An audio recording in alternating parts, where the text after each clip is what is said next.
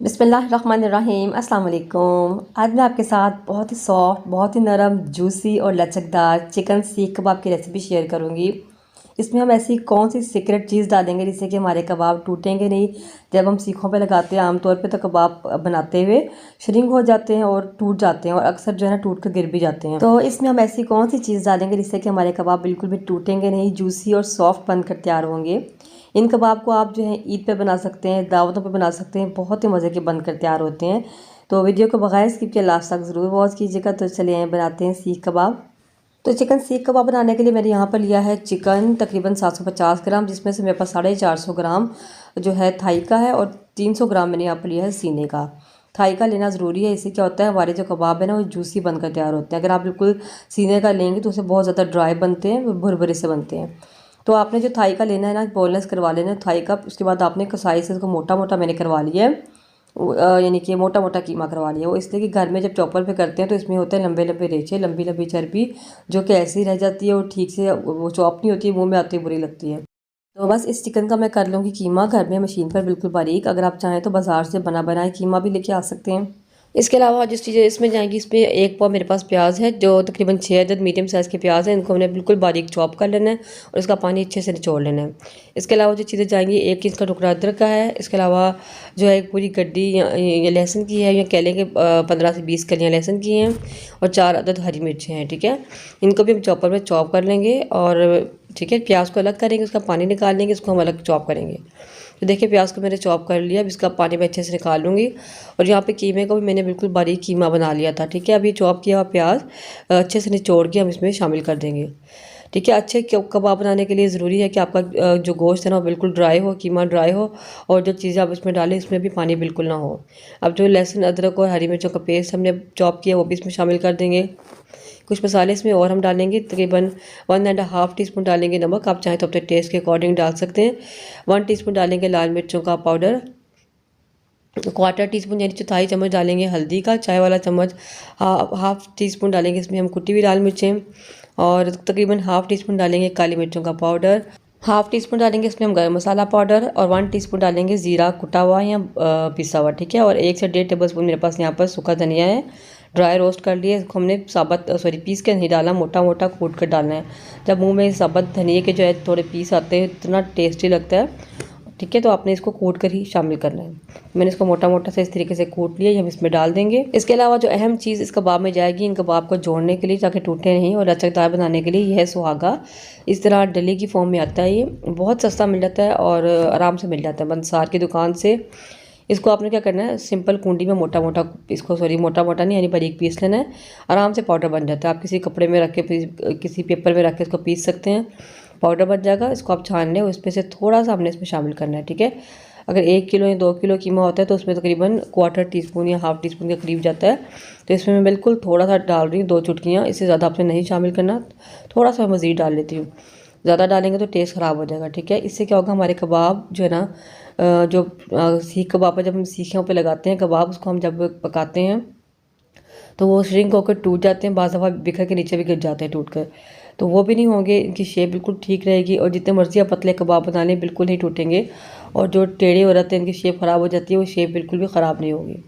तो बस इनको हम अच्छे से मिक्स कर लेंगे, अच्छे तरीके से आपने अच्छे से गूंद लेना है और इतने अच्छे से मिक्स करना है कि आपका जो कीमा बिल्कुल हाथों पे इस तरीके से चिपकना शुरू हो जाएगा। ठीक है, तो बस ये हमारा कीमा कबाब का बनकर तैयार है। इसको हम रेस्ट देंगे, ये मैरिनेट करेंगे तकरीबन आधे घंटे से 1 घंटे के लिए। तो उसके बाद जो है इसको मैं आपको कबाब बना कर दिखाती हूँ। जी, तो कीमा को मैंने थोड़ी देर के लिए छोड़ दिया था। अब इसके हमने कबाब बनाने हैं सीखों पे। अगर सीखें आपके पास नहीं है, जो कबाब वाली स्पेशल सीख होती है, तो आप सिंपल जो स्क्वेयर्स होते हैं लकड़ी के, उसमें भी आप इसको लगा सकते हैं। 2-3 स्क्वेयर्स इकट्ठे जोड़ लें और अक्सर जो है पेंसिल में आप लगा सकते हैं। इसके अलावा कुल्फ़ी वाली जो होती हैं स्टिक्स होती हैं, उनको आप संभाल लें, उसमें आप लगा सकते हैं। इस तरह आप इस पर ज़रूरत एक बड़ा सा गोला बनाएंगे कीमे का इस तरीके से और इसको सीख पे लगा देंगे। ठीक है, सीख आपके अच्छे से साफ़ होनी चाहिए और इस तरह पहले हम हंसपे ज़रूरत इसको लंबा कर लेंगे, उसके बाद हम इसको उंगलियों से शेप देंगे।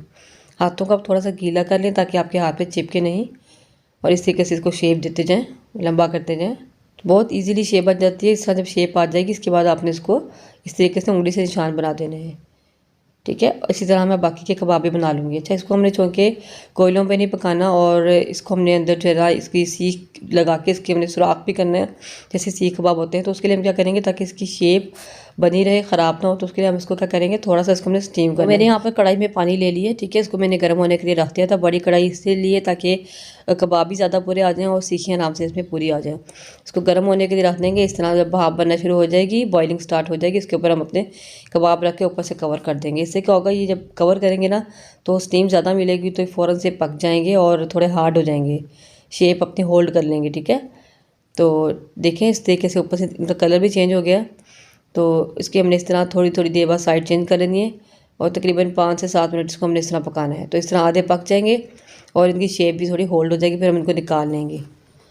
तो देखिए इसको तकरीबन थोड़ी थोड़ी देर बाद आपने जो ना इनके साइड भी चेंज करते रहना, ताकि ये बाकी जगह से भी पकते रहें इस तरीके से, ठीक है। तो बहुत जल्दी बन जाएंगे इस तरीके से, और आधे तो आपके यहीं भी पक जाएंगे, बाद में हम इसको कलर दे देंगे थोड़ा सा, ठीक है। स्टीम में काफ़ी हद तक पक जाएंगे। अब आप देख सकते हैं यहाँ से इतने पतला है ये कबाब, लेकिन माशाल्लाह बिल्कुल भी टूटेगा नहीं। किनारे भी आप इसके बहुत अच्छे से नहीं भी सील करेंगे, इंशाल्लाह ही टूटेंगे बिल्कुल नहीं, नीचे नहीं गिरेंगे और श्रिंक होकर अलग अलग नहीं होंगे, ठीक है। तो इस तरीके से अगर आप बनाएं तो बहुत ज़बरदस्त कबाब बनकर तैयार होते हैं। तो बस इनको 5-7 मिनट हम इसको स्टीम कर लेते हैं। तो देखिए तकरीबन थोड़ी थोड़ी देर पकाने के बाद इसको हम निकाल लेंगे।